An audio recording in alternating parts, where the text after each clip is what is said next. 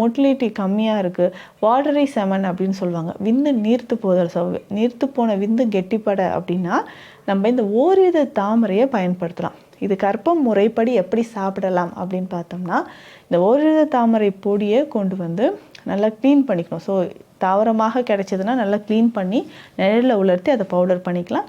இல்லை ஓரித தாமரை அப்படின்னு சொல்லக்கூடிய பொடி நமக்கு கடைகளில் கிடைக்கும்.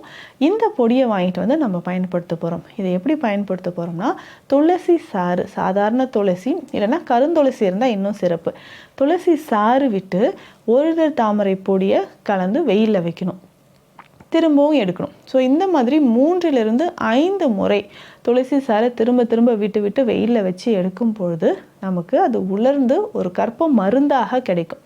இந்த கர்ப்ப மருந்தை 2 to 3 கிராம் அளவுக்கு எடுத்து தேனோடு கலந்து காலை இரவு 2 வேளையும் நம்ம உணவுக்கு முன் சாப்பிட்டுக்கிட்டே வரணும்.